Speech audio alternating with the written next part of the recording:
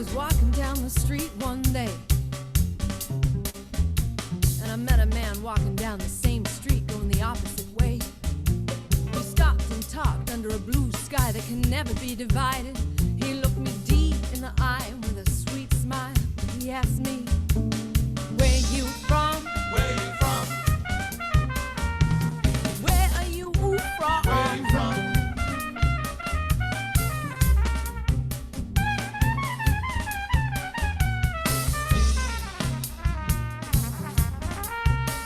Well, I was born and occupied Ohlone territory, living in the village of Yalamu until I got evicted. Now I'm over in the East Bay where the sun starts its day. The territory of Huchin is its name. The territory of Huchin is its name. The territory of Huchin is its name. For 10,000 years before the Spanish came, you might know it as San Francisco Bay. You might know it as San Francisco Bay.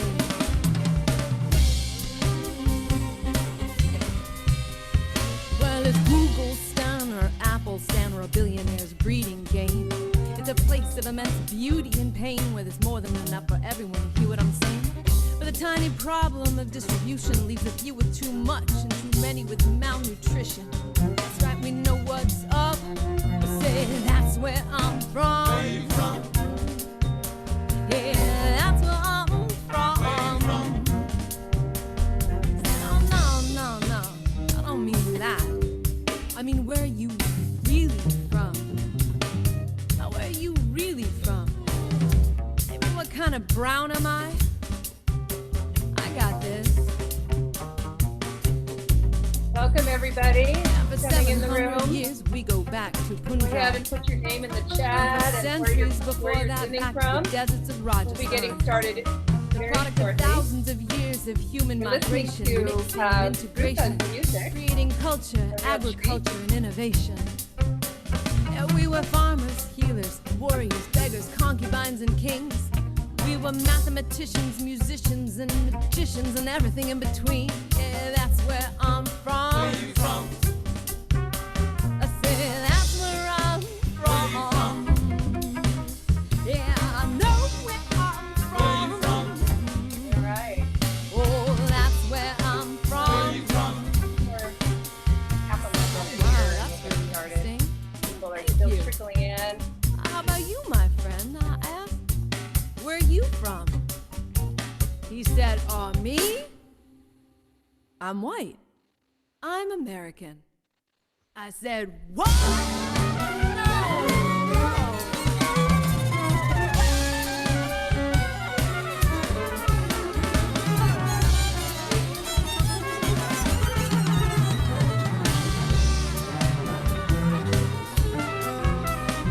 Now, what you call white is just a figment of your imagination. It's just a mantle you put on to get out from under your own subjugation. You see, the nose sitting right there in the middle of your face betrays the very place where you are from, which no matter the nose job your nose knows can never be undone.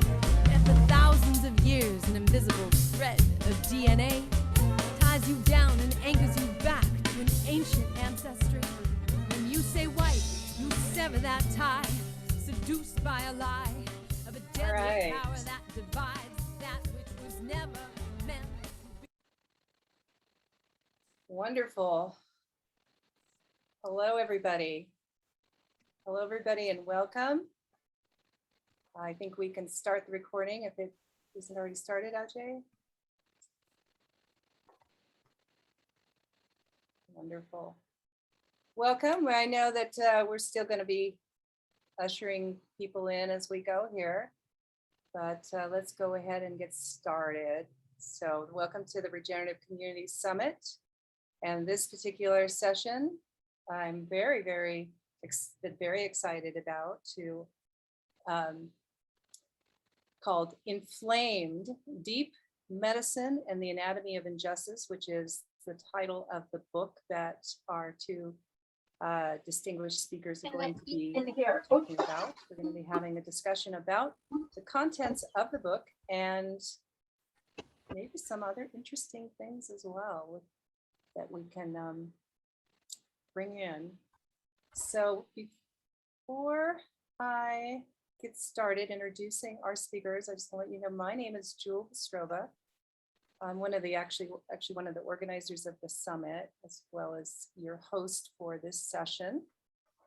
And if you have any technical issues or needs, you can put in the chat to Ajay, who is our tech host, and I'm sure he'll be happy to help you. Feel free to share any questions or concerns in the chat as well, and we'll try to track those. And we definitely will have time later for questions and answers with the speakers. So hold on to your hats and let's introduce our speakers. I'm going to start with Rupa because Rupa, I actually met you a few times. I don't know if you remember, but you and I were both at Standing Rock at the same time. And we both know Linda Blackhelt, wonderful. I know you work closely with her. She's also going to be at the summit, by the way. So I'm really excited about that, talking about Indigenous food sovereignty on Thursday evening.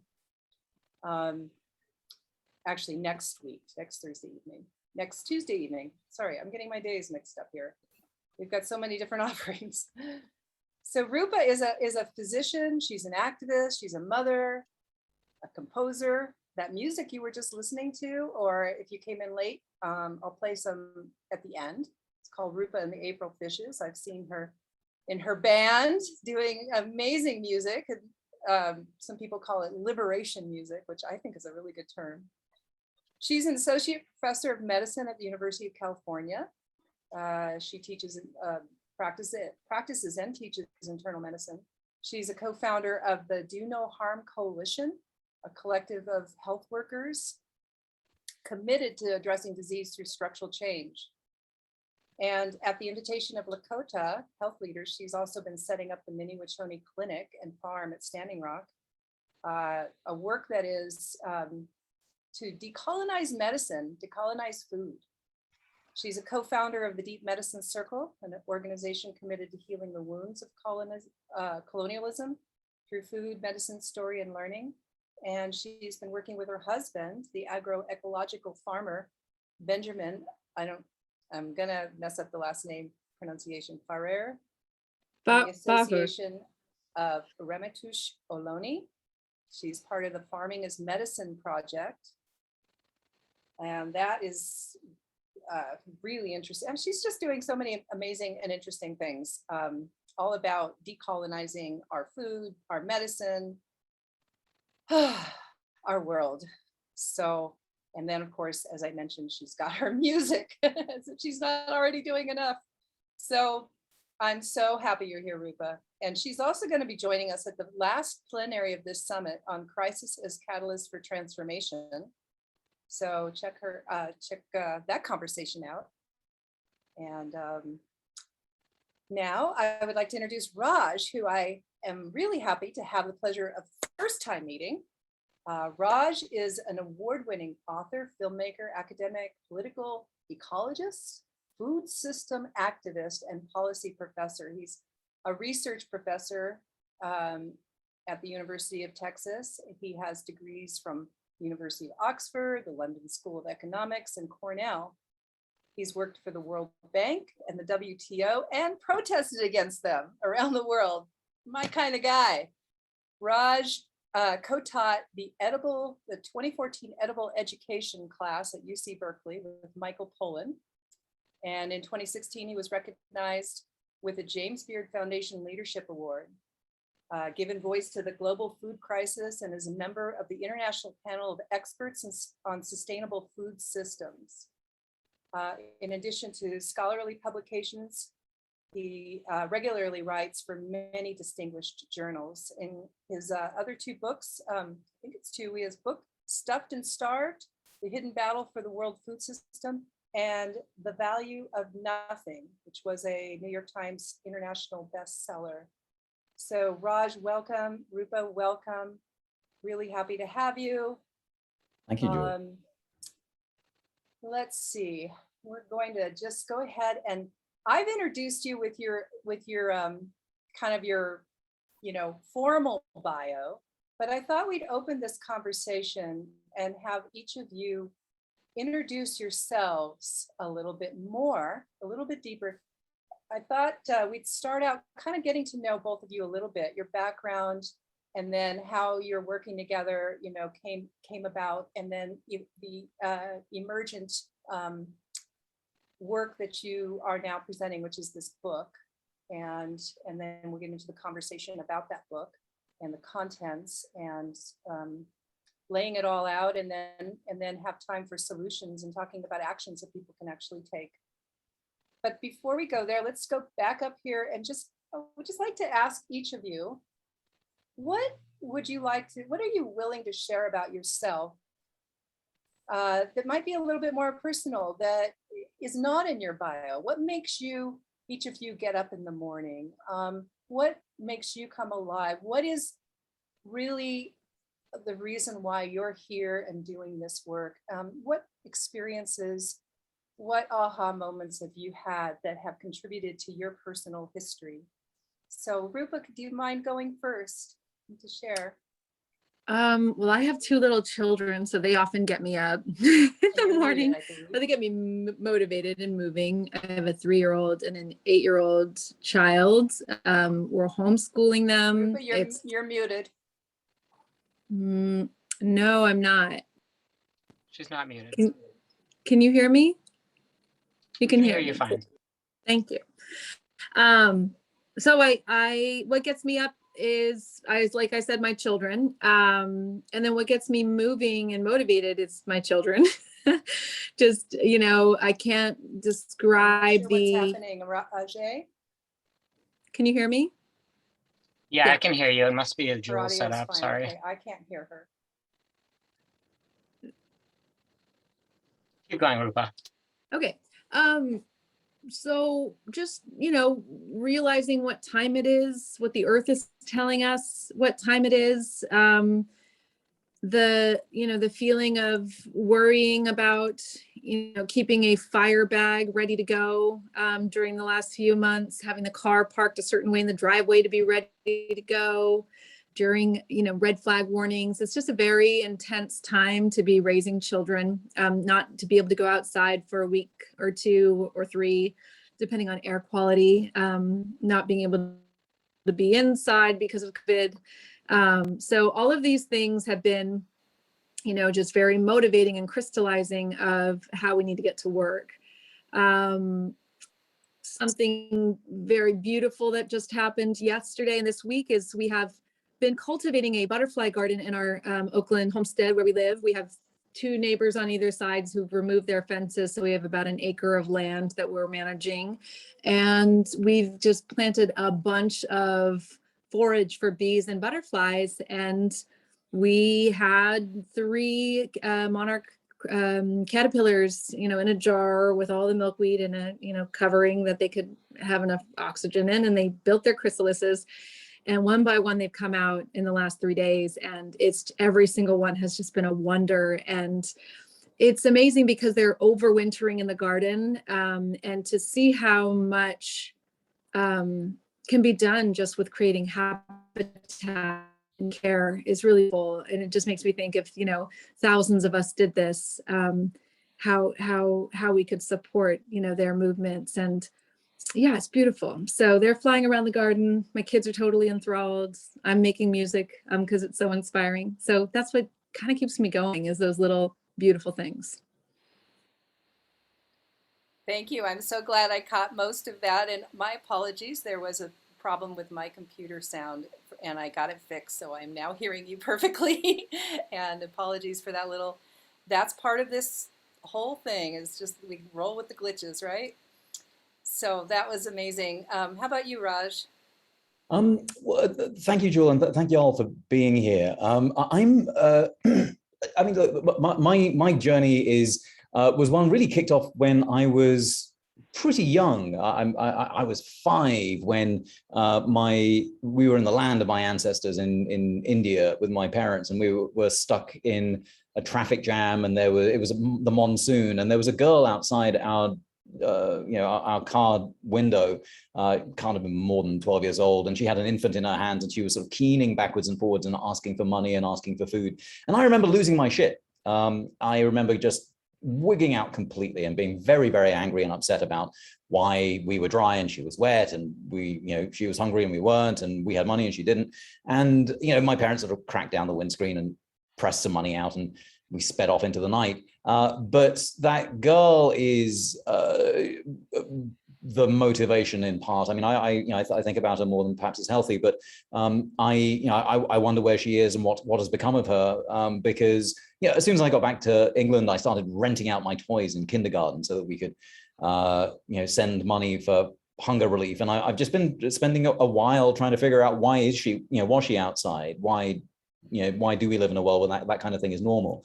And I haven't got any good answers. There are lots of bad answers. And so my journey has been around figuring out why that happens and why it's allowed to happen, and figuring out new ways of bridging the divides between places with, working with movements that are doing that. And I've been lucky enough to work with peasant movements the world over. And we'll talk about this in a second, I think, when we talk about the origins of this book. But talking with movements across the planet around how we can stop that kind of hunger.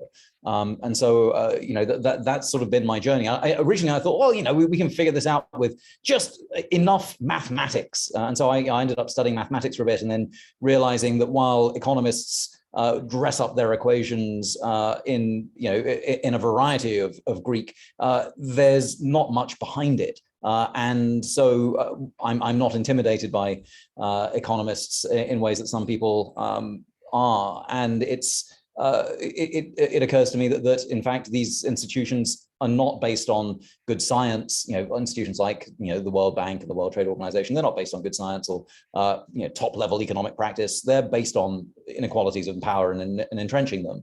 And that's why quite a lot of my life has been about addressing those inequalities in power and figuring out new ways of engaging with and working to commit class suicide, so that my fairly privileged upbringing gets to be in support of some of the movements that are on the ground fighting. And so whether that's with the film that I recently co-directed with a bunch of folk called The Ants and the Grasshopper, that's about agroecology and climate change and white supremacy and how to end that, or whether it's about doing stuff around the food system and the UN Food System Summit that's just happened. That's the sort of journey I'm on, and that's why it was such an honor to work with Rupa on this latest chapter of that process of confronting inequalities in power. So perhaps we can talk about that next.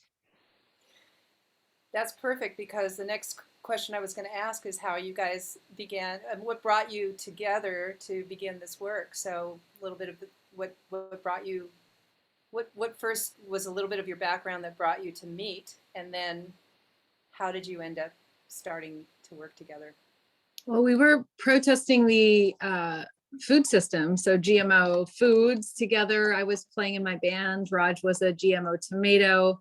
And we, got to know each other through that scene in San Francisco and became good friends in that friendship, through the discussion of our passions around myself in medicine, seeing how inequality was registering in the bodies of people. I often say that as a hospital medicine doctor, we're at the bleeding edge of society. We can see who's getting hurt, how they're getting hurt.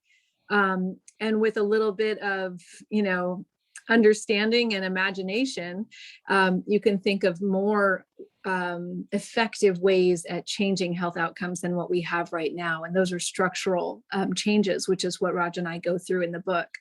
But so it really was a meeting of, I would say through that work that we do, which is in the really rich space of the imagination, imagining other worlds and other ways. And part of that involves protesting the ways right now we see that are horribly unfair and unhealthy.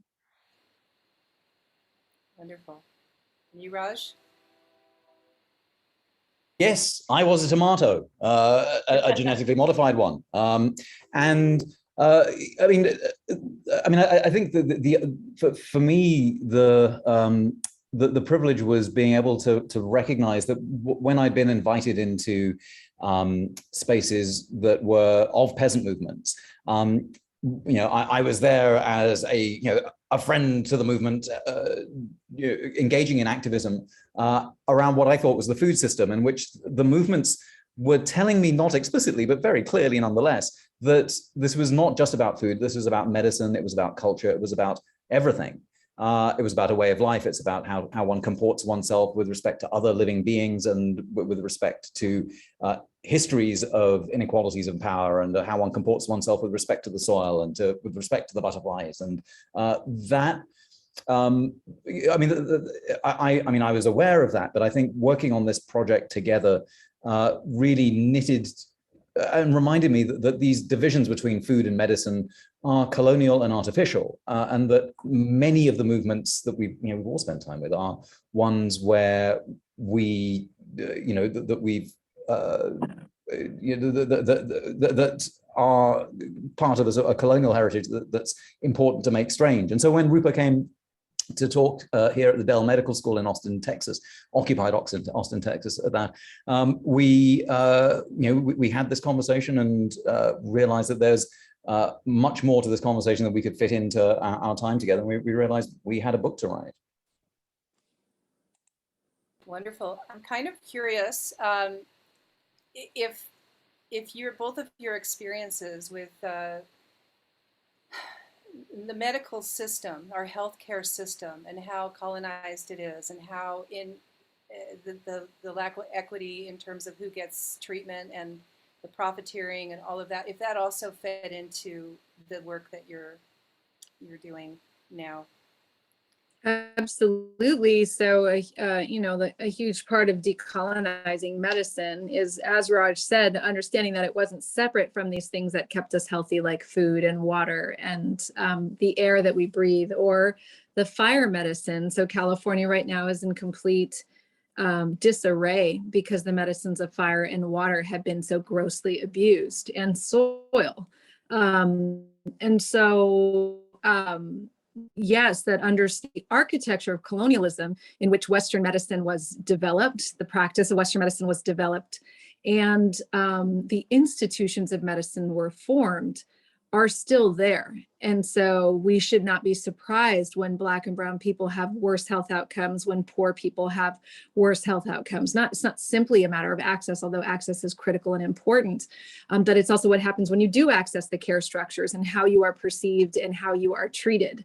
So the racism that is so much a part of every aspect of Western colonial nations, the United States being one of them, is pervasive in every institution, from the environmental movement to the hospital.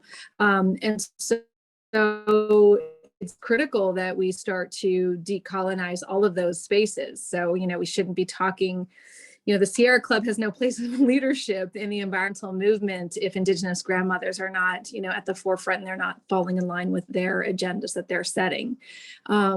And so I think it's important to reckon with our histories, because the challenges we're facing from a human existential standpoint of climate change and the pandemic, even right now, are things where colonial structures have hastened these experiences, this instability.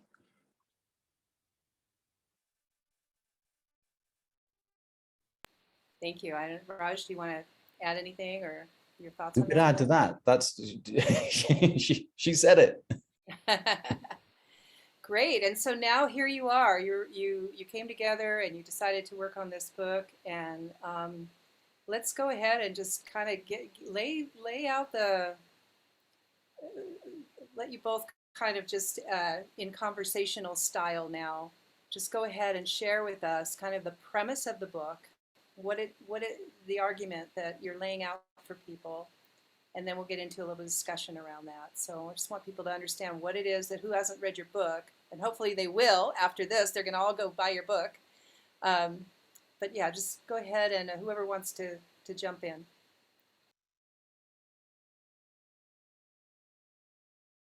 So Rupa, let's have the conversation then. So what is inflammation?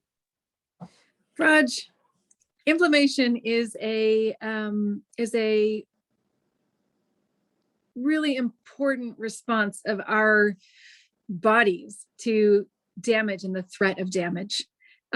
Inflammation is the body responding appropriately to damage and the threat of damage. And what we see is that most of the diseases that people who live in modern industrialized societies suffer from are really characterized by inflammation, by chronic sterile inflammation.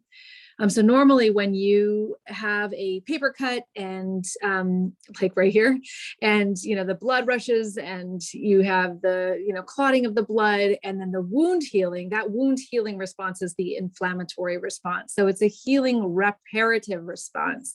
However, normally in that acute setting, once the wound is healed, the inflammatory response turns off.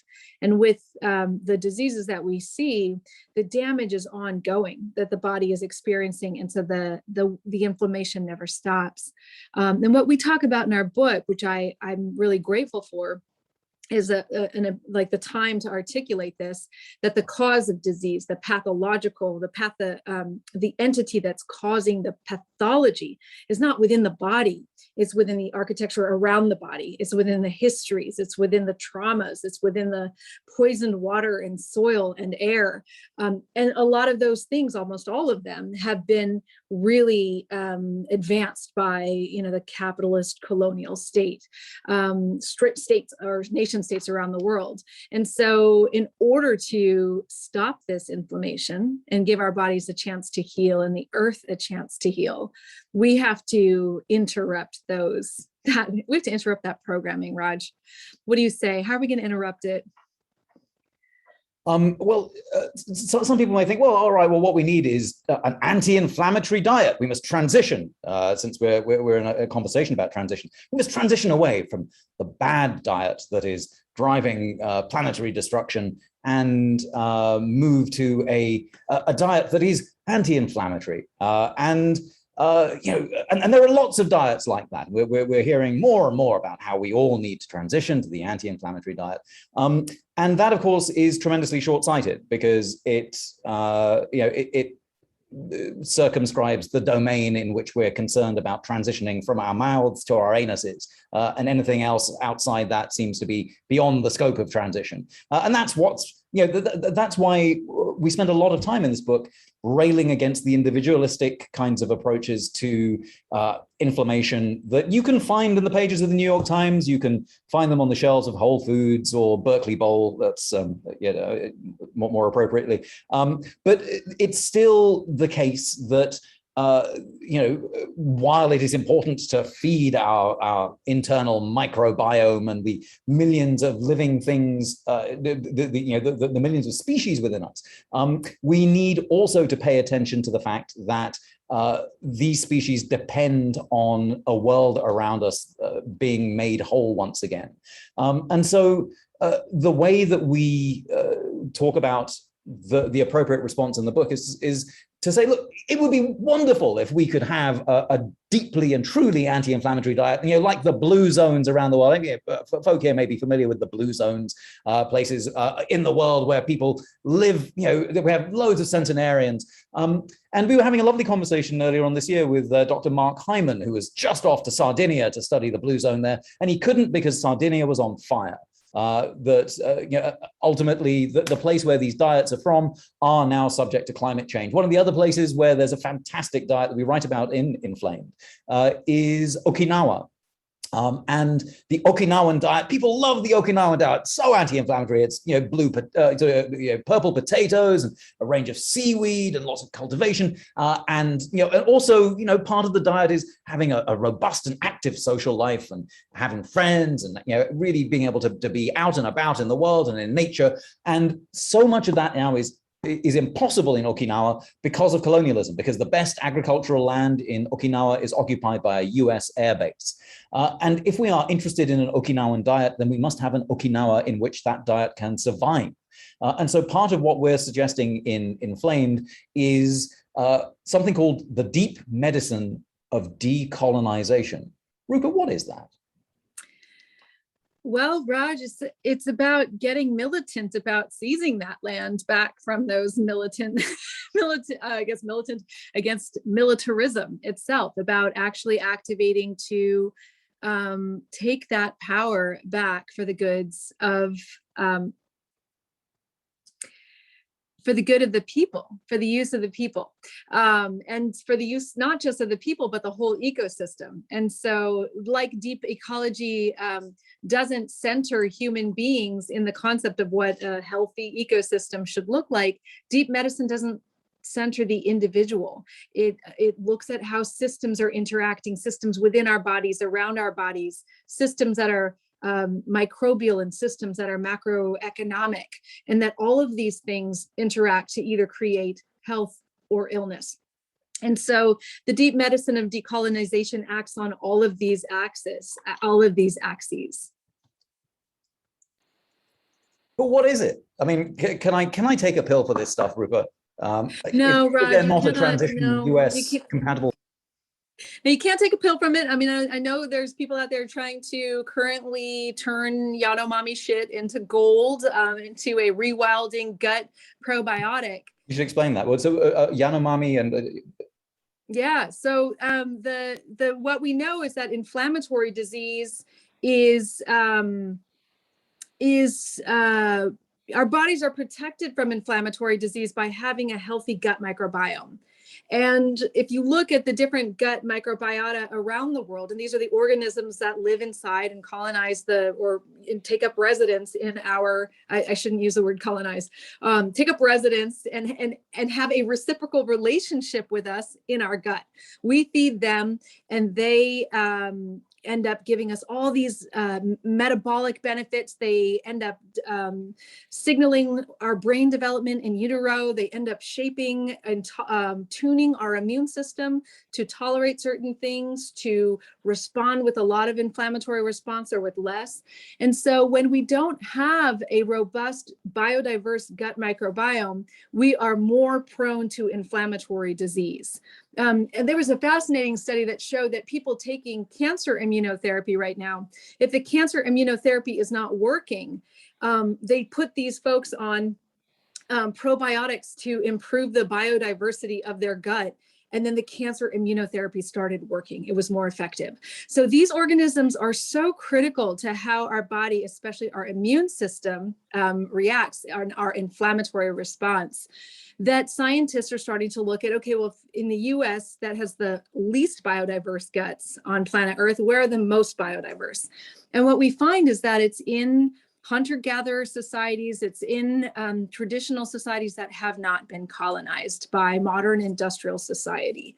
And so the Yanomami, the indigenous communities that live in the Amazon rainforest, have the most biodiverse guts on Earth. And so the thought is, well, the capitalist thought is, can't you just go there and take their poop and do a fecal transplant? So take their poop and petri dish it out and then cultivate it and make little pills, and everyone can just buy it off of Goop, fancy, Yanomami poop for $100 a pop. Rewild your gut. I think that was the headline. But in fact, you can't, because organisms don't stay around just because you pop them as a pill. The microbiome in the gut is a living reflection of all these relationships, of ecological relationships, of human and animal and human and plant relationships, human and soil relationships. And so it can't just be, you can't take that complexity and just pop it in a pill. It has to be a lived experience. So that is, what decolonization is understanding is that it's not something you do alone. It's something you do in community. It's not something you do through a consumerist act. It's about repairing those relationships that have been critically harmed through colonialism. And those are the relationships of ourselves to one another, ourselves to the indigenous people to the lands. I'm speaking to you today from occupied unceded territory of Huichin, Ohlone territory, that once we can fall behind the agendas of indigenous people to reclaim their foodways, reclaim their medicine ways, reclaim their lands, reclaim their sovereignty over waters, we can have the opportunity to live in these places in a healthier way. And what has been fascinating about the research we found, Rod, I was surprised, was that biodiversity, both inside and outside the body, is most protected by those people who have cosmologies outside the Western framework, outside of a framework of domination, and entering frameworks of relationality with the entire web of life. And that is, I think, a central concept to the decolonization that we articulate in the book. Rupa and Raj, I'm wondering, you know, you in your book, you use metaphor. You talk about the earth, the anatomy, you know, comparing that to our anatomy. And I'm just wondering if you maybe could speak a little bit about that as well. And also, I'm sure you're familiar with the Gaia hypothesis. It evoked that in me. So I don't know if there's any of that that philosophy that has informed you in any way or not, in talking about the earth as a whole system, a living system that is reflected in our health. Well, certainly, let me pick up what Rupa just put down there, which is the idea of colonial cosmologies, right? The idea of a cosmology is a way of understanding our place in the universe. We look up at the sky and we figure out where we are, and we look around us and we understand our relationships to other beings, and we get to adjudicate what is a being and what isn't through a cosmology. Colonial capitalist cosmology is something that we spend a fair amount of time talking about. And I think it's worth just diving into that a little bit to explain why, you know, where Gaia fits, but also what the alternatives to it might be. Because, you know, when we think about the planet inflamed, we're not just using it as a metaphor, we're actually using it as a very direct series of physical causes and effects that go from a planet on fire to inflamed lungs to COVID to a range of other things. But let's take the step back though, and ask why our planet is on fire. The reason that our planet is on fire is because of the confluence of two strange forces. One is colonialism. Colonialism's old. Romans used to do it. Romans, in fact, had vocabulary for beings who were sort of free, but not, and a little different from Romans. You know, when the Romans were you know, sort of running around the Mediterranean, conquering cities, they needed a way of saying, look, y'all are, you know, you're free. You're welcome to the empire. Have a nice day. Except you aren't like us. You aren't quite as good as us. You don't have the same the same status as us in Rome. And one of the ways that you could observe the status in Rome was through the duties, the munera, that Roman citizens had to perform that no one else within the empire did. And so for conquered cities that were free, they were known as immunes. And that idea of immunity comes from the language of colonialism, of something that has been encompassed but is not like us, and frankly not as good as us. Now, when you have that kind of valence to understanding how the world works, and you couple that with capitalism, you're into fairly toxic territory, because what capitalism does is, through colonialism, operate at a frontier where there's really sort of two big classes. On the one hand, there's society. In society, there are men with property, usually white and you know, elitist, a part of an elite rather. Now that propertied class of white men arrogates to itself the right to take anything it wants from nature.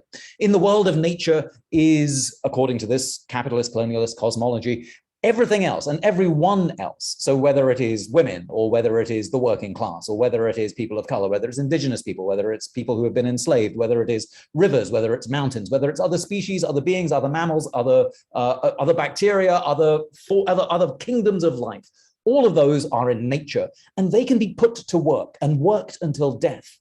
They can be set aflame, and their energy can be released for profit.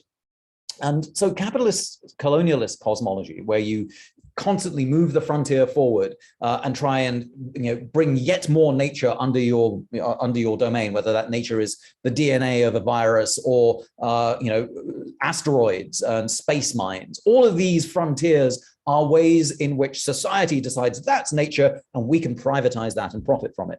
Now, the reason to go on this long sort of journey is, if we're interested in transitioning away from that, we've got a lot of work to do conceptually.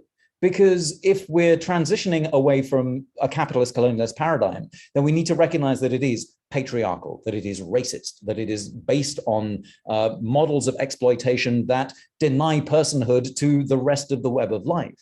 And that's, that also leads us to sort of categorical errors of thinking, well, our body is a body politic, so our body is a body, and then society is a body politic, and then the planet is sort of, its own being, as opposed to recognizing that we constitute one another. And so the Gaia hypothesis is a way of talking cosmologically about the planet, which is one among many cosmologies that are important to remember and recognize. But what we explore in the book is how different cosmologies emerging from different places and different times will have their own valences and values and are embedded in place and in territory. And I wonder whether there, Rupa, would be a good place for me to hand off to you to talk about this metaphor a little more explicitly. Yeah, thank you, Raj. So I feel like when we think of, for me, that what we're calling metaphor really comes in strong when I think of the soil. So just like the gut with its microbiology, the gut is the transitional zone or ecotone between our bodies and the world around us. So it's the way that nutrients come in, and we get to, our microbes help us move those into the gut, help to maintain the barrier of the gut, to hold on to water, to not get too leaky or inflamed. And just as that, the soil,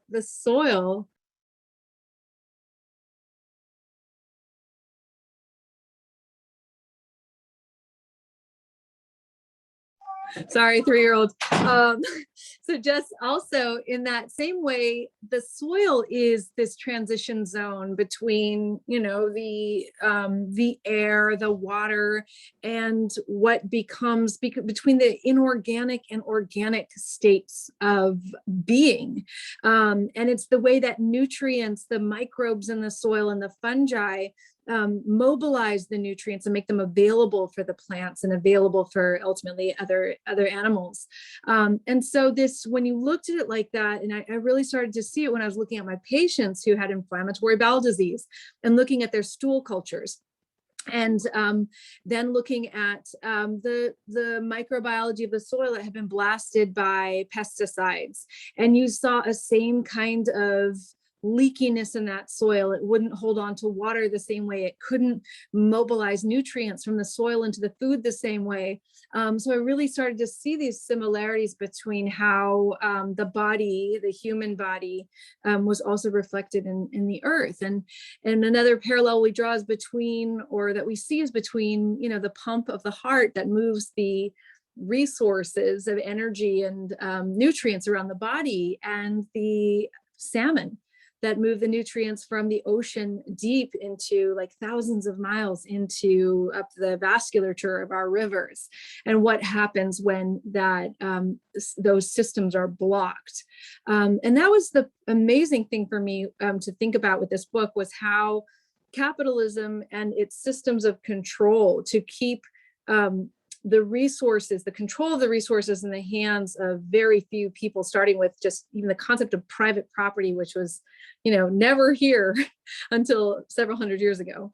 It didn't exist. It wasn't the way people thought, that indigenous people thought of land here. Sure, people had territories in regions where they had their homelands and their villages, but no one would ever say, this river is mine or this land is mine, because it was a system of relationships between people and between the land. And so when you started to see the control of those resources through capitalism, you see how systems start collapsing. They're not as robust and resilient as they are in systems of mutuality and relationship. Wow, that's beautifully said, both of you. And you're kind of making me think, and now whether this is a metaphor or whether it's literal, I don't know, but could colonialism be characterized as a parasite, a consciousness, a parasitic kind of consciousness? I mean, everything exists already, right? So parasites, viruses, bad things as well as good things in the whole system of life, but they're kept in check. So could this idea of colonization be how could that be characterized in this template that you're laying out?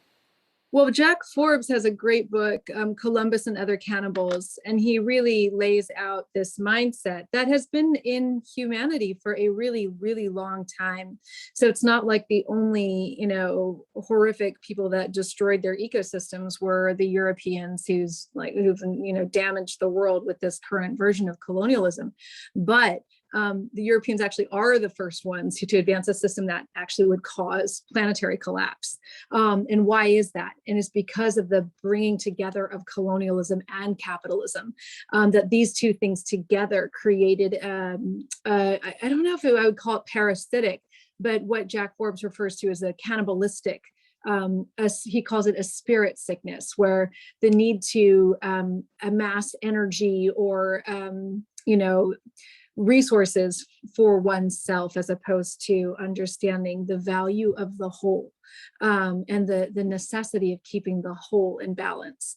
And so I think it is actually critical that we become literate around, what capitalism is and what it has done, and what it will continue to do. So we don't have these slippery, conscious capitalists coming around trying to sell us everything we need to save the world right now, because that mentality is the problem.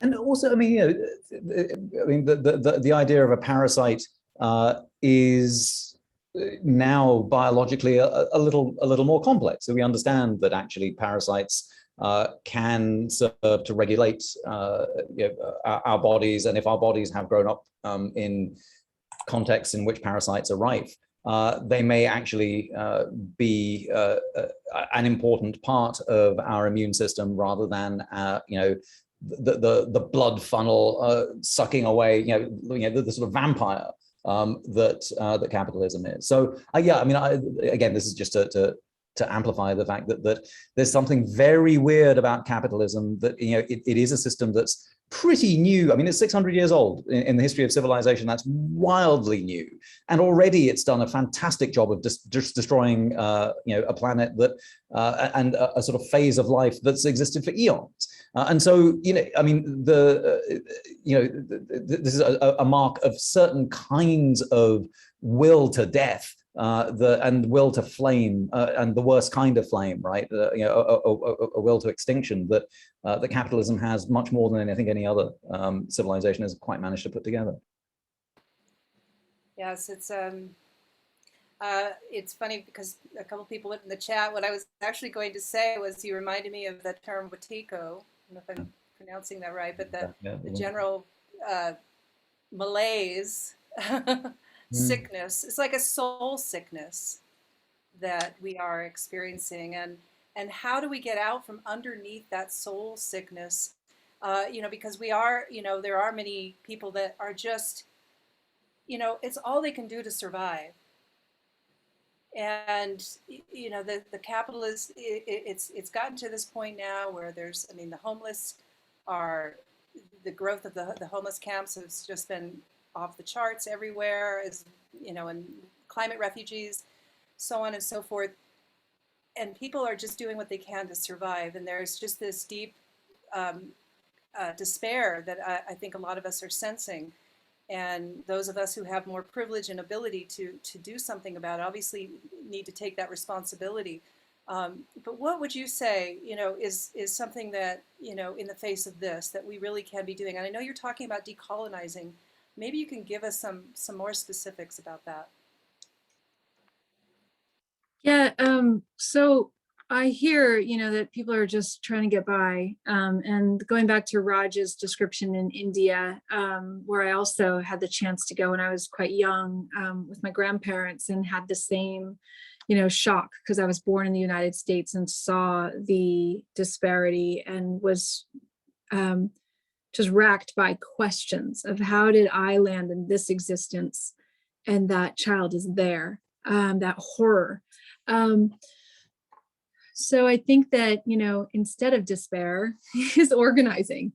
So Berlin just got 240,000 housing units moved from the capitalist real estate market into socialized public housing. So our real estate, our housing crisis is not a crisis of housing. There's plenty of housing. There's so many empty units in San Francisco. It's a crisis of people having enough will to walk off their jobs and not go back until every person is put into a home, that every person is offered a home, that we actually know what the solutions are. If, everyone needs healthcare, everyone needs an access to great, educational opportunities. Everyone needs access to healthy food, not food that's, traced and laced with chemical residues. Everyone needs healthy water. So these things, food, shelter, water, medicine, these are things that we have not only a right to, but a responsibility to bring about. And it's much harder in a society where the structures have been so created to manufacture our desperation, so that we are constantly in the state that you're describing, Jules, like, I'm just trying to get by. I can't possibly do that because I'm just trying to get by. And so it's a great time to work with mutual aid societies to start building and cultivating those relationships. And a great time to be following the leadership of groups that have been doing this work already for a long time. And a lot of those are racial justice groups, indigenous groups, farming movements, peasant farming movements around the world. And so I think that, if decolonization is really learning how to flip the power structure and to understand our power as not as individuals, but as collectives. And that really is, the care revolution, that we insist upon care over everything else. And that's going to become more and more an issue, as pandemic hits, climate catastrophe, as we saw with, the Delta surge and people still left outside here in the streets of San Francisco while the AQI is, 250. We don't yet have that care enough to walk out together and seize a hotel and just we have way more people than any other structure. But once we start to collectively organize, that becomes possible, and then laws can be written. But sometimes in these moments of crises, there are moments of opportunity where it becomes very clear. Do we leave 8,000 people on the street? Well, Mayor London Breed says yes. The Board of Supervisors voted no. What did the people of San Francisco do? We're still so indoctrinated in the individual mindset that we I just got to get by for myself and my family. And that's where I think really the despair comes from, because truly it's in the joining with other groups and other people that we start to feel hope, that we start to see that, oh, actually, if we collectively bring our power together, we can start to move this much faster. And then we don't have our community members suffering the way that they do. And just as an antidote to the smugness that exists in the Bay Area when thinking about Texas, it's true that we're our time zone is 2 hours ahead and 20 years behind. But Austin did, in fact, what San Francisco should have done, and rented out the Hampton Inn and then a few other hotels, and that's where on-house folk were during the pandemic. And we did that here because, again, there are some ways in which Texas is horribly recidivist and remains the state where slavery was fought for twice, and at the same time there are parts of this there are communities that are capable of seeing through, exactly as Rupa suggested, that in fact when there are all these vacant places for folk to live and folk who need places to live, it's possible to put two and two together. And in fact, it ended up being cost effective here as well. But I do want to point out that there's an uncomfortable message here for folk who are interested in transition. Because we're not pulling this idea of decolonization out of our asses.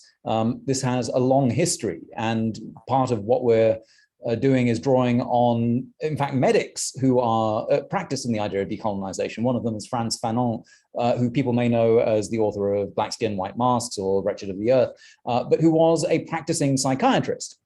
in Algeria when the French were busy colonizing and killing Algerians.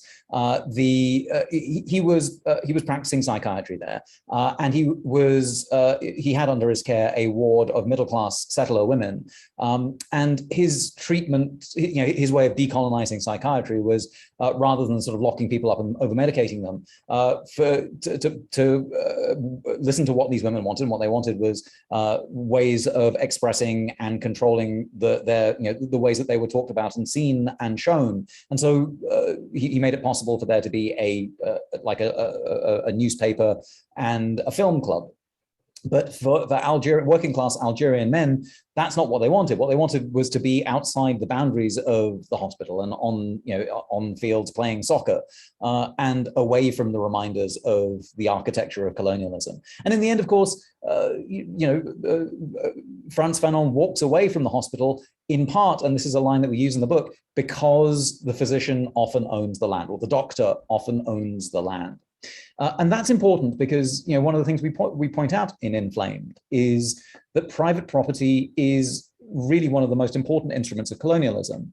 And committing that institution to the flames is also then to commit its attendant institutions like the police, like certain kinds of education, like certain kinds of medical care, like certain kinds of government, because all of these exist in order to patrol and police private property.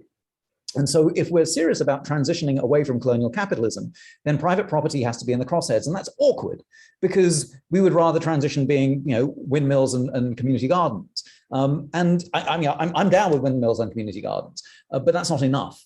And the ways in which we collectively manage the transition away from the kinds of private property we have at the moment to a kind of rematriated territory is very difficult.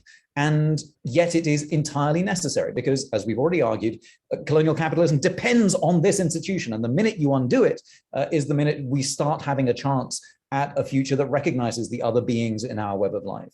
But that's why Rupa's project of the Deep Medicine Circle is so important. I'm very much hoping we get to talk about that before we jump into questions. Yeah, let's get to that in a moment. But I do want to say, in response to you, Raj, that if I may be so bold, I believe that the transition movement, which we are part of, is a decolonizing movement, though we haven't explicitly called it that. And people in the network are in various degrees of connecting those dots. And that's what we're trying to do here at the summit. We do have a decolonizing workshop next week, as well as several other ones that are going to be talking about decolonizing. So we're very much on the same page with you, Raj, and we're doing the work. That's what we're here to do, and we're really happy that you are championing it, you and Rupa are, in your work. So, but as I want to just say one thing about land, there's a lot of talk about land trusts, nature rights, things like that, community rights. So there are a lot of people having different discussions around the subjects that you brought up. So it's a very exciting time, and there's a lot of wonderful stuff that's coming up. So I hope you can stick around for some of the other things at the summit and meet some of the people that are doing some amazing stuff along those lines. So yeah, let's go back to what you wanted to have Rupa talk about deep medicine, and I am very curious about that too. So Rupa, would you like to share about that? Yeah, we started an organization this year. Myself, my husband, some other women of color, called the Deep Medicine Circle. And we are a worker-directed nonprofit. We're women of color and Indigenous women led. And we work to heal the wounds of colonialism through food, medicine, restoration, story, and learning. And part of our work, that our first project we're really diving into, is a project we're calling Farming as Medicine, both on 38 acres of land in Ramaytush Ohlone territory that we are in discussion with different groups around rematriating that land. So getting it back in the hands of Indigenous women. And we are also doing an acre of rooftop farm that was designed and built by my husband, Benjamin Farr, and we've taken over the running of that. And what farming of medicine is reframing farmers. And we've hired women of color as amazing women, 2 women, Elena Reed and Flora Velorio, as our farm directors on each site. Under the auspices of Sage La Pena, who's an incredible plant medicine woman and who's come on as our director of traditional ecological knowledge. She's California native from several different groups. So we work to reframe farmers as ecological stewards and their practice as a practice of care. So in their care for the earth, in the care for the water, in the care for the seeds, they grow this food. And the food is then liberated. They don't have to make, per pound of broccoli, per pound of lettuce, a certain amount. That food is then liberated to people who are being oppressed by these same structures of colonialism. So Black, brown, and indigenous and poor people in urban centers. So in San Francisco, we're giving our food away to the American Indian Cultural District. We're giving the food to the Tenderloin Neighborhood Development Corporation. In Oakland, we just did 143 pounds of fresh food, went right next door to the community clinic that's run through UCSF. It's a pediatrics clinic. So every family that comes can have a box of, delicious, healthy, organic. We call it more organic because we're working with soil fertility and microbiology. So this food is what food should be, which is both prebiotic and probiotic. And in our work, we're training young doctors, young farmers, bringing them together with activists, moms for housing who occupy the speculative empty, property in Oakland and claimed it for Oakland Land Trust to house unsheltered mothers. It is really, beautiful work, in part because it's led by people who come from these impacted communities and who know what people need. And so if the work of Just Transitions is decolonizing, if it is a predominantly white space, I would say you're not there yet, because most people who are impacted by the need for transition are not in general white, they're people of color. And so that is, decolonizing is not, again, something we can do on our own. It means developing new kinds of relationships where those power structures are changed and challenged.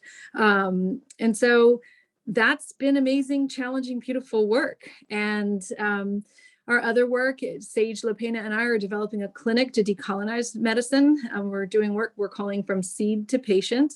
And we'll be starting to see patients together soon. This winter, we're just building out our herbal apothecary and advancing some more of these ideas that I incubated at Standing Rock in the clinic that's happening out there. And that Sage has been incubating, in her work as a California Native practitioner. So it's really beautiful. It's beautiful. And we're grateful for all the support we've received. I am been invited to speak to the Board of Supervisors in San Francisco next week to talk about our model because they're very interested in how it meets climate justice, racial justice, social justice, and health justice goals. And so it should, I think ideally these are things where food is publicly funded. And by that, I mean farmers' livelihoods are uplifted as frontline health workers. So they make salaries that are reflective of their important duties they carry to care for the earth and care for our health, because our health is starting in the soil. And so it's exciting. We can we can sink more CO2 and grow more food and have healthier communities through this kind of work. Thank you. Thank you so much. It's very inspiring what you're doing. And and I agree with what you've said, that and transition is really dedicated right now to tilling the ground for authentic and real relationships with people outside of our circles, our bubble, the white bubble, if you will, to build real relationships, not just virtue signaling or tokenizing, but to really understand, how can we work together cross-culturally? How can we heal together? And so you're really presencing that now, and thank you so much. Raj, do you want to add anything to that? I have a question for you both, but I want to finish this thread. No, please. Let's move on to hearing other folks' questions. Yeah, so I'm going to read. People can put their questions in the chat, but I have a question that I've been musing on after really looking at your book and thinking about the water, because I think about inflammation. I think about the water. You know, inflammation is an issue of swelling and water in our body, and it's trying to get rid of whatever poison or whatever it's trying to do, and chronic inflammation being that there's just too much input, right? Too much poison coming in, not enough time for it to do the body to do what it needs to do. So I'm thinking about how to connect that to the earth and the water systems of the earth, and like the liver being the main organ that cleanses our blood, being the water. I was just trying to metaphorically compare those two, and I also I hope I'm not being too obtuse here, but I was also thinking about the epidemic of alcoholism and alcohol and sugar-related diets and things like these that tax the liver and create inflammation in the body as well, and the connection to water on the earth.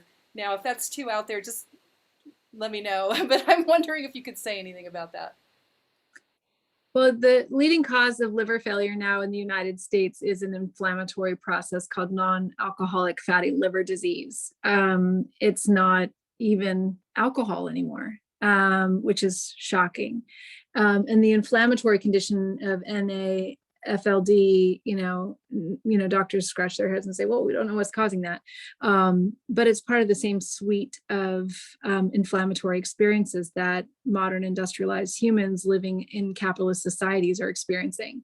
There are concerns about dietary chemicals. There's concerns about Roundup. There's concerns about, how our food is grown, and what we're being exposed to. But I would say that, our waters are endangered all over the planet. So, protecting those waters, those brave people who are public health workers. So the people trying to stop line 3, they are public health workers. The people who still are trying to push for DAPL to shut down are public health workers. I think shutting down the fossil fuel industry is critical to getting the possibility of healthier water. Also, shutting down industrial agriculture in California because it's an abuser of our water. So our state's on fire and we haven't had a discussion on reallocating water resources. Instead, there's plans to build, more infrastructure that would take water away from where it's needed to support a healthy, thriving ecosystem. What's interesting to me is, thinking about our California indigenous communities, and Chief Kayleen Sisk of the Winnemem-Wintu right now is, worried about her home and the village up there because of the fawn fire. So some woman from Palo Alto went up and decided to start a fire in Shasta County. And there's just this imbalance in the fire and the water in California. And one of the stories I remember that my elder Greg Castro told me was that he was listening to someone who was a practitioner of fire medicine, and they said that when you light the fires, when you burn the land ceremonially, that's how the water comes back. And for a Western practitioner, this makes no sense. But they ended up getting the permits and everything to burn an area, and pretty, soon, 2-3 years, the water was coming back. So there's these knowledges that on how to live in this land in a better way, in a more sane way, that are still here. California Native communities still have these, there are some places where there's uninterrupted knowledge, and that really needs to be uplifted and given places of authority in what we're doing, because colonizers have destroyed the ecosystems of California, and we're trying to patch it up with little fixes. But those fixes, in light of something like the industrial agriculture, the CAFOs, the Central Valley, it makes no sense. There's no way that system is going to come into any ecological balance. It needs to be abolished and eliminated. And we need to reimagine what our agricultural system should look like here. Whew. Thank you. Raj, do you want to say anything on that subject? Well, I mean, it's hard to add to that, but I do want to just maybe think about how we've been talking about, say, or the way that we talk about the immune system, and certainly what one of the things that I came away with after reading Inflamed was a different way of understanding how we live with things. I mean, just even the language of our bodies and purity and immunity and contamination are a little weird, right? So your nose is all stuffed up and you're a bit bunged up and your head hurts. So you'll say, "Oh, I'm fighting something off." And that language of warfare and of self and other and of sort of bodily purity versus contamination and infection is owes its origins to colonialism and a practice of understanding how it is that we hold ourselves in time and space. And so these days, rather than saying, "Oh, I'm fighting something off," I try and correct myself and say, "Well, I'm trying to live with something." And that shift in thinking about how we hold ourselves in, how our bodies are holding in a planet that's on fire, I think is worth remembering, because otherwise we will forget that, as Rupa was saying, fire can cleanse and be purifying, just the same way that the inflammatory response is generally a good thing. It's only when our inflammatory responses are always triggered because we live in a world that is unsupportable. To use the French word, insupportable. And so if we've got, if we're living in an unconscionable world and our bodies are reacting because we can't live with this, our bodies are telling us we can't live with this, we can't live with this, then we need to live with something different. And that difference is precisely in using the same ideas of fire and water, but using them in a way that respects the beings that live in and through them. And that's a very different way of understanding the power of the flame than capitalism allows us to. Yeah, you're reminding me that many of my indigenous friends actually really do hold the fires, for instance, in California, where I live, differently than you hear about in the media. It's not seen as a bad thing. And it's it really is seen as like this is purification. Yeah, I mean, we begin our book with a quotation from ancient Hindu scripture that talks about the fire teaching students, and that's that idea that fire is here to teach is something that we're just too arrogant to understand, I think. Yeah, thank you. Boy, we could keep talking about that, but I do see a question in the chat for you, Raj, and I'm going to go ahead and just speak it. Somebody's asking you about your speaking to private property in the crosshairs. He says it's very provocative. Do you see land trusts and real estate co-ops as hopeful transitional models, or are you more inclined to seek solutions that are more transformative? That's a great question. Thank you, Matthew, for that. I mean, I like the idea of a land trust as a transitional space, right? I mean, it keeps the worst sort of excesses of capitalism at bay, which is the will and the need to seek profit. I mean, that's why I mean, it's so interesting that the largest farmer in the United States now is Bill Gates. Billiam, I was going to call him, but Bill Gates Jr. And why is he America's biggest farmer? Well, because farmland is, to use the language of Madeleine Fairbairn, like gold with yield, right? You've got this asset, and it's an amazing asset. If you're a billionaire, you definitely want to be buying farmland, because what you get to do is take the farmland away from underneath the farmer, but the farmer stays there, keep the farmer there.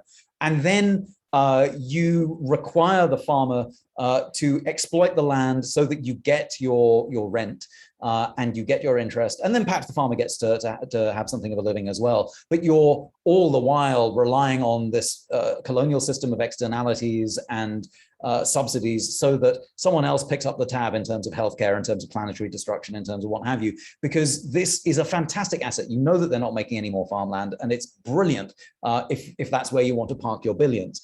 A land trust stops that shit. And the idea that you can hold land and use capitalism's laws of private property against profit, I think is a useful interim measure until we rediscover the importance of territory.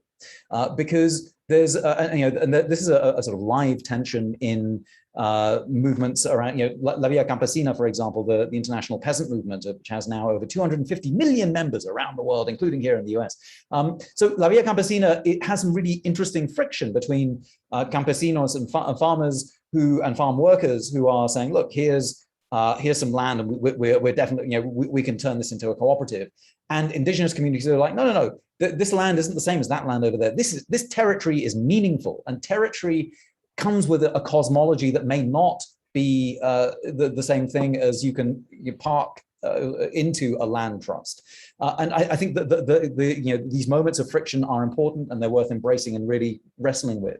But in order for us to wrestle with them, we've got to take the profit, the sort of overwhelming power of profit and cycles of finance and capitalist exploitation out of the equation. And so, Matthew, I do think that a good land trust like the kinds that the Deep Medicine Circle is mooting at the moment can provide the respite until we, it's a space to hold the difficult discussions about territory and the layers of history and memory. So, for example, which indigenous community should hold Austin? There's so many layers of domination and exploitation that predate Mexico and the United States coming here. The Comanche Empire was itself an imperial power.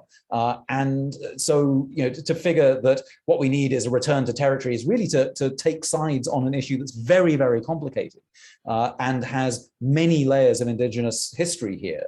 And so while that needs to be figured out, no one's pretending it doesn't need to be figured out, but what we need to do is hold space, and the trust is a great way of doing that. Ooh, thank you. Rupa, do you have anything to add to that, or before I field the next question? Okay. Well, Raj, you mentioned cosmology, and so the next question I'd love to presence here is actually close to my heart as well. You both came from a medical world and we all know that the language of Western science is very compartmentalized, very fragmentary, reductionistic, right? And that's how we see the body, how we see the world. How can we shift, and how did you shift, and how are you recommending us to shift our language towards a cosmology that is more connective, not male-dominated, patriarchal? I know you're talking about indigenous, so is that the same thing? Go ahead. Oh, this is a good question. I think that, so for myself, as a person who comes from another country, so I'm here because of colonial terror over there. My family came here because all the wealth was stolen from our nations, just like the refugees in Haiti are here because of so much wealth that has been stolen from their territories. And now people move as they have when the resources are pinched, and colonialism has pinched the global South and continues to.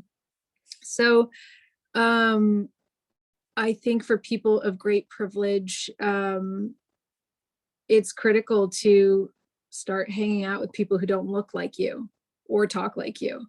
To start interacting and making real, authentic relationships and friendships with people who don't talk like you.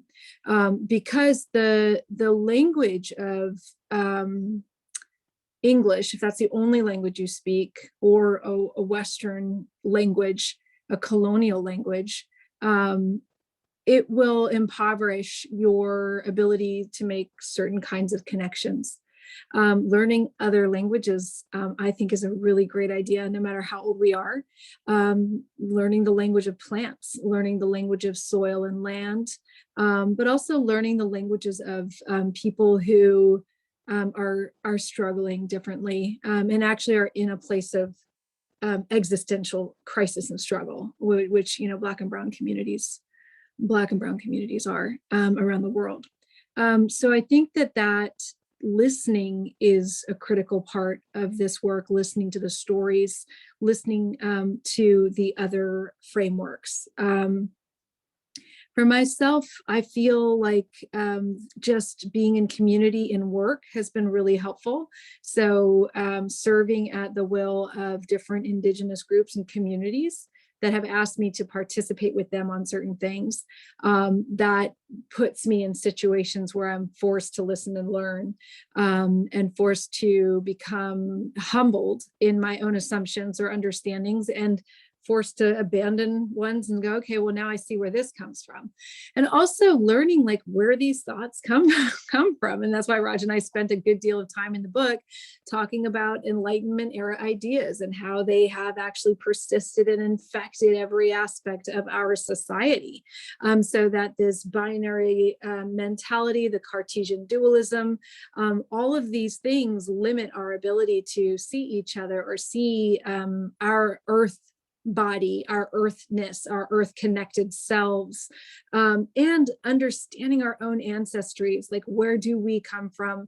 Stop practicing other people's medicines for God's sake, and start reaching out to your own ancestors and to their medicines, and understand where you come from and understand the lineages of oppression that your families have been part of, so that you would come to this country and call yourselves white, when that's a fiction. It's, you know, it's a made up power stance, when we all come from these complex lineages. So I really think that that ancestral work is really critical to this moment for all of us to do.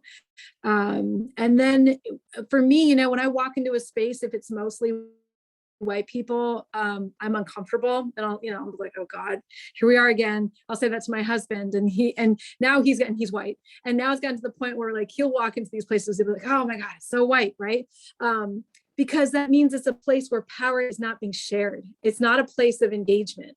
So if every white person felt that and went, oh God, I don't want to be in that space, and you would force themselves into spaces of organizing and being and interaction that were pluralistic, I think that would be a really great way to start, is develop that radar. And I mean, there's just, I mean, in terms of a praxis, at least for some of the folk here, recognizing, like, raise your hands if you would like me to be more patriarchal. I'll wait. No one. All right. Well, so the idea that obviously no one wants to be more patriarchal. And for the rest of my life, I will be spending my life becoming less patriarchal, and that involves both learning, having the patriarchy knocked out of me through not just therapy, though to be honest, there's going to be some of that, but there's also going to be a lot of working in movement and with comrades who can call me on my shit, and who I can call other men on their shit. And we move forward so that we bury the legacy of patriarchy so that our children don't have to suffer it. And that's the work that we'll be doing, that every day until we die. And that's not a burden, that's the duty of liberation. If we're talking about Numenera and duties, then the duties of liberation are to be confronting this stuff every day, because that's what it is to be free.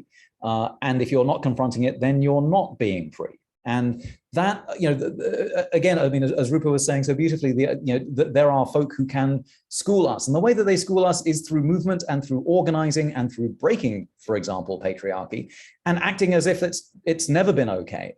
Because it hasn't been okay. But until it is normalized that patriarchy is not okay, white supremacy not okay, capitalism not okay, then we'll find ourselves comfortable with it, and that's to have lapsed on our duties of liberation to one another and to ourselves.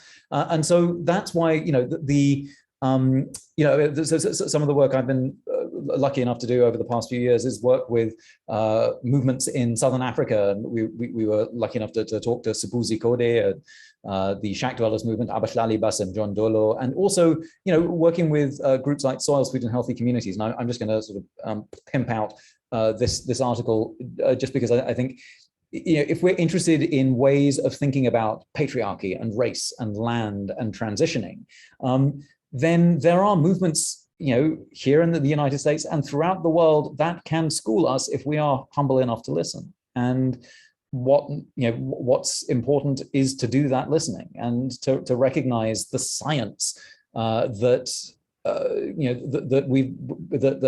white supremacy certainly has prevented. I mean, one of the things we talk about in the book is how colonial capitalism has always policed who can think and who can feel, right? What bodies are capable of thinking new thoughts and advancing new theories about the world? What kinds of bodies are capable of suffering and what really are just making squeaking sound, but not really suffering it in the same way? The adjudication of who can think and who can feel has always been part of colonial capitalism. And the minute that we surrender our human-centeredness, our privilege, our patriarchy, our white supremacy, our class privilege, and commit that to the flames, commit this kind of class suicide that we're talking about at the beginning, then all of a sudden that the process of how to do that is to be schooled by other people and to be schooled by frontline communities, to be schooled by folk in the global south, and to be schooled by folk whose bodies are not like ours, and that's good. So that I think is part of what we point to in Inflamed, and there's a lot more in the book which I'm excited that y'all might read, because there are so many ways and so many bodily systems and so many beings around us that can school us if only we have the wisdom to listen. There's a great program in Oakland I recommend for everybody here through Tiny, formerly unhoused, just one of my favorite teachers, Tiny Gray Garcia, through Poor Magazine. She has a school called People School, and it's, she hosts it a couple times a year, and it is one of the most generous acts of love I've ever been a part of, where she brings in people of privilege, class privilege, race privilege, every kind of privilege, and sits them down and teaches with her comrades in the Decolonize Academy. So all formerly unhoused people tell their stories of, being poor and what their analysis is on what we need to be doing. And so when you go to that, and I recommend everybody goes and go often,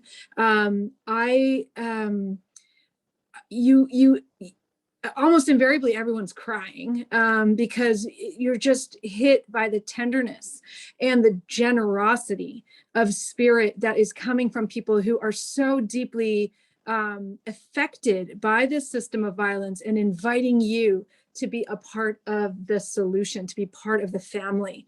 And that kind of radical generosity is something that I have seen in movement spaces all over the world.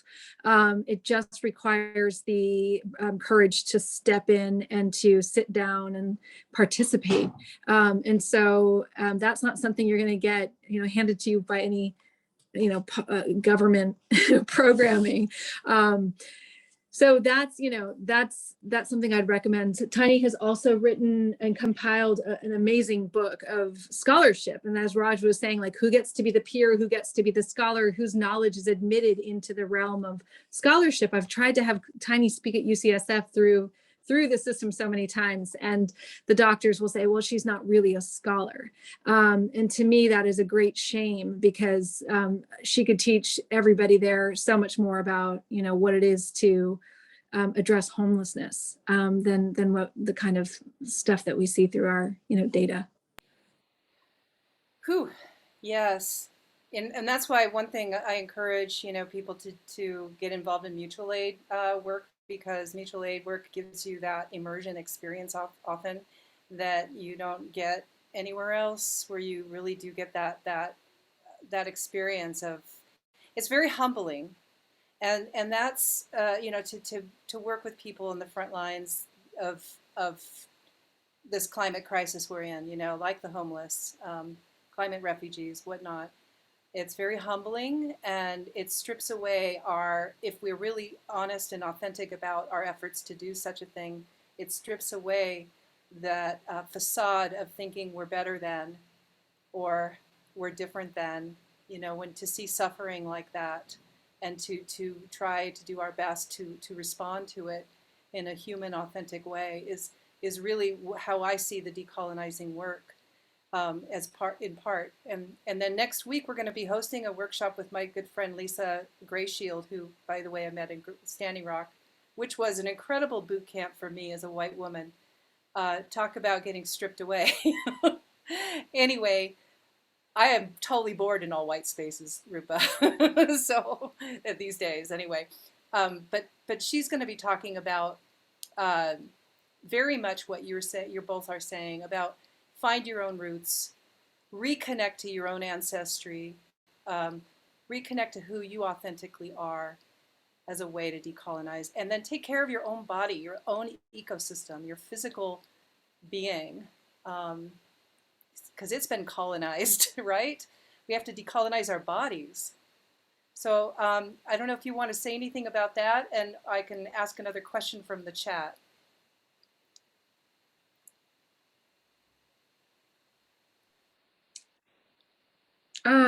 Yeah, I think that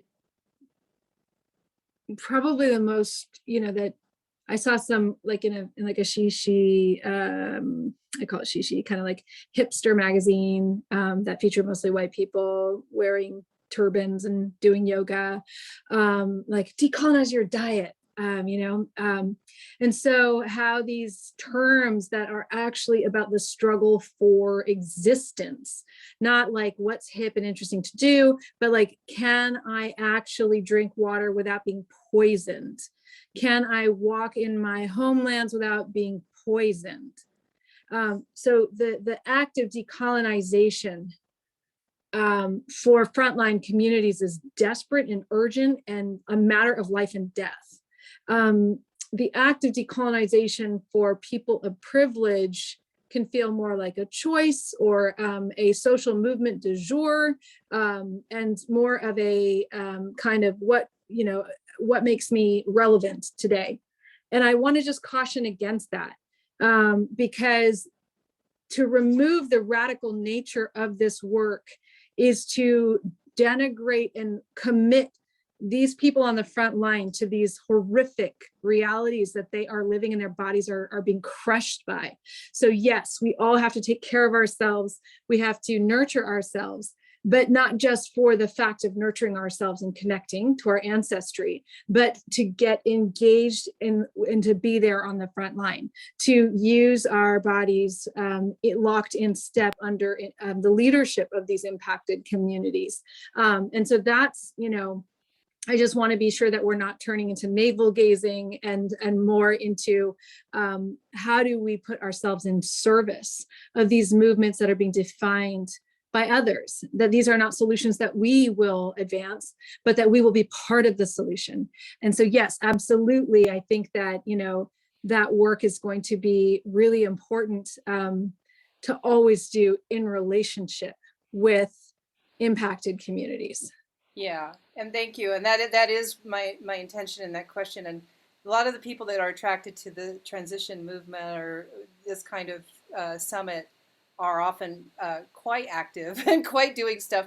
And sometimes it's the balance of taking care of themselves needs to be there. So simultaneous taking, serving, acting, and taking care of ourselves, but not doing one at the sake of the other.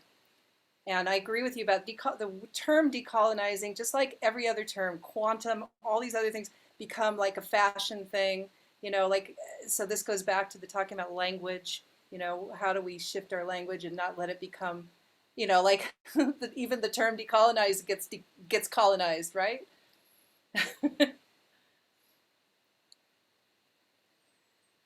There's going to be no safe language. There's no unco-optable word, and there's no unco-optable movement. There's no guarantee that any of this is going to work out. There's no guarantee that the world won't end in flames, and that we won't succeed in capitalism's end game of enriching a few people while the rest of the world burns to a crisp. And it's as well to be aware of that danger, because everything we're doing here is not just a competition to see who can be most woke, but about the future, the survival of us, our families, and our planet.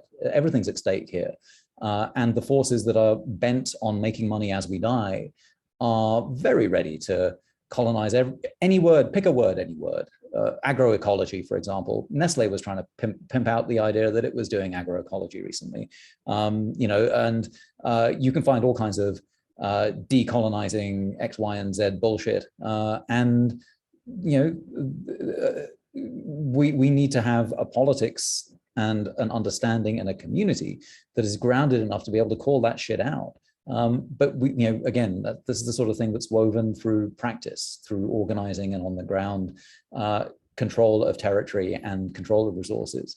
And that's something that, mercifully, there is something of still a living history in this country. People who are able to remember the civil rights movement, people are able to remember the Black Panthers, people are able to remember the Communist Party, people are able to remember certain kinds of radical anarchist history in the Bay Area, for instance, will remember that these movements won things, and people who are living in community right now in the ways that Rupa is describing and engaging with are doing this fight right now.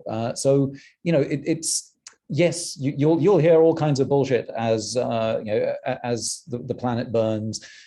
Some of it will come from just the capitalists you expect. Some of it will come through centrist liberals who, as we are day by day recognizing, are sometimes a far greater problem than the Ted Cruz's of this world.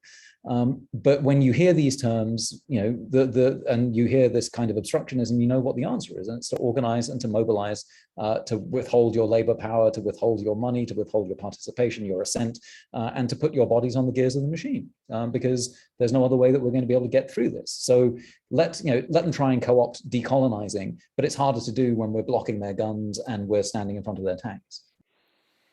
Well, speaking of protesting and resisting, there's a couple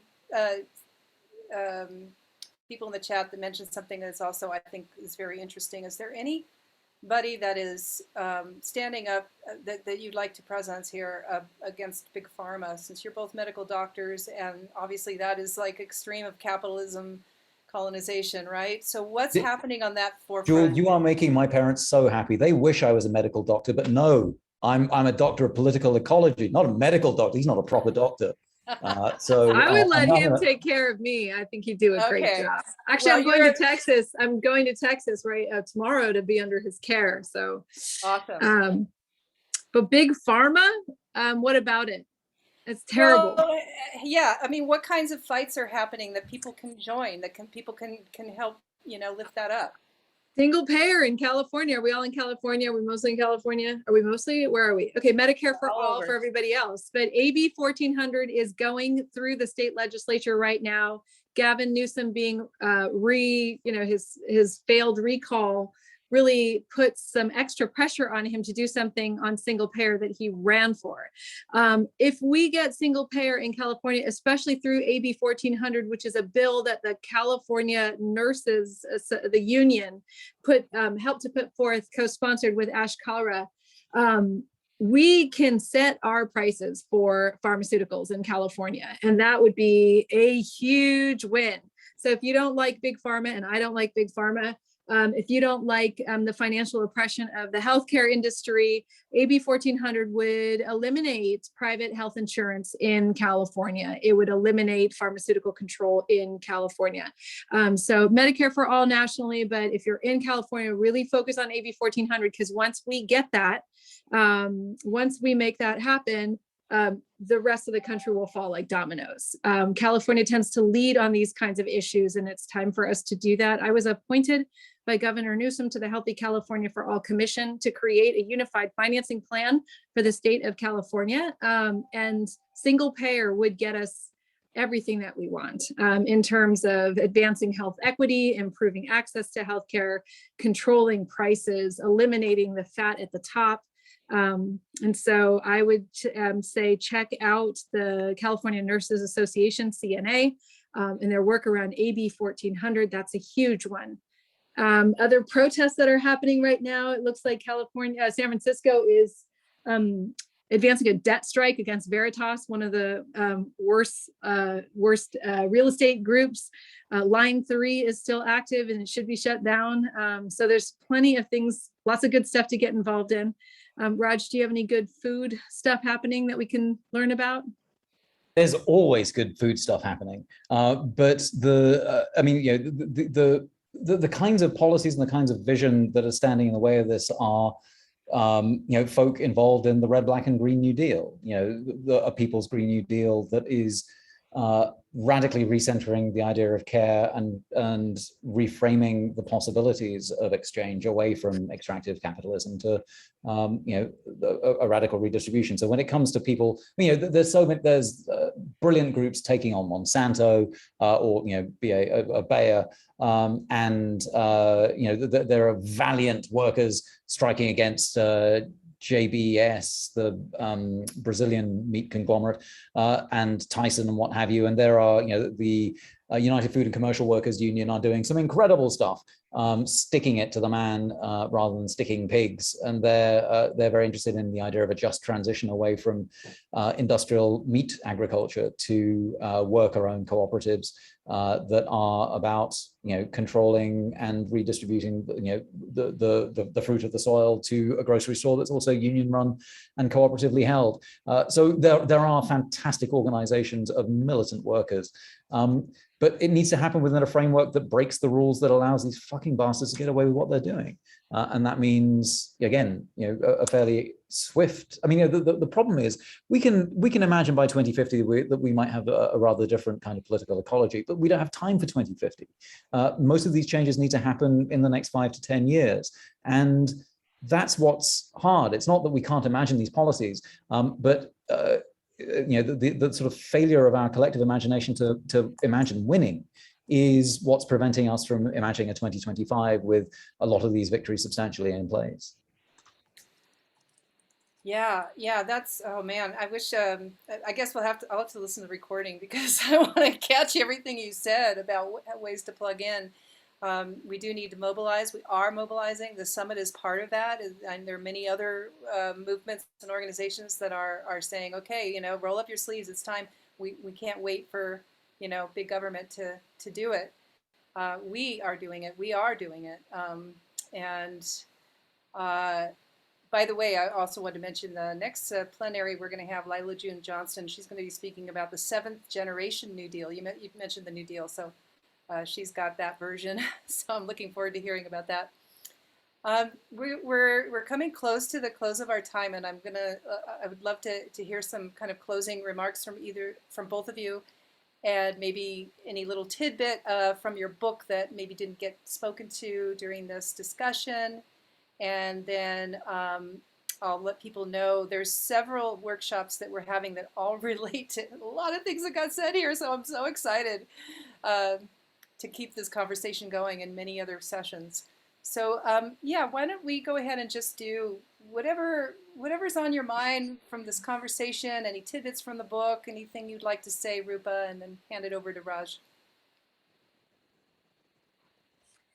Oh gosh. I'd just like to say thank you to everyone for joining this conversation and also for being active in this space. It's a critical space for us all to be involved in. I am just so grateful that there are so many people tuning in and waking up right now around the world. The earth is definitely screaming at us. So it's nice to see that people are tuning in and waking up, and that land is being moved back, that you know, cities are acknowledging the Ohlone people here. Alameda just passed a resolution, and not just acknowledging, but giving power in land. So that those things make me really hopeful that this is something that we can do together. I believe that we can find a new way of being together on this land that we have not yet experienced. I can see it, I can feel it. I believe there's a better way of being together on planet Earth. And I believe that our grandchildren and great-grandchildren will really benefit from the work that we're laying out here today. And it requires you know, a deep reckoning and some discomfort. and some changing of patterns that we've all been conditioned in. And so I look forward to doing that work with you all and making music about that work and singing and dancing and, composting our grief together and really coming into, real community together to do this hard work. So thank you. I'm tired as a frontline person, as a doctor. I'm going on vacation for the first time since March, starting tomorrow. And I am just excited. I'm excited for the future. And I see that there's a fantastic chat discussion about whether I'm allowed to say shit or not. But I leave that for you to figure out if that's perhaps the topic we want to leave with today. Instead, what I want to leave with is, as treasurer of the Deep Medicine Circle, encourage you to click on Deep Med. Let me just paste it in. There we go. Click on that, and if you would, and I will use my best language, encourage you to part with some cash and use that as a swear jar for me, because the Deep Medicine Circle is doing incredibly good work and could do with your support. Thank you very much. Thank you so much. This has been really, really enriching in so many different ways. I look forward to more conversation with you, Rupa, and I'm so glad that you're getting a vacation. Are you only getting a week because you're coming back for the plenary? Unfortunately, my family has to endure a couple talks when I'm on the road, but they've agreed to be swimming or doing something equally fun while I'm holed up with a laptop. All right. Well, good. I'm going to be thinking of you and sending good juju for your relaxing, de-stressing time, and just grateful for all that you're doing. And Raj, thank you so much. I know you have this whole other wealth of discussion that people in the chat are wanting to have, and it's like there's so much room for more discussion around food and all of the stuff that you're very involved in. And gosh, I wish we had more of you. So we'll just have to find other ways. Maybe if you have, besides that link that you gave us, if there's other ways that we can know about you.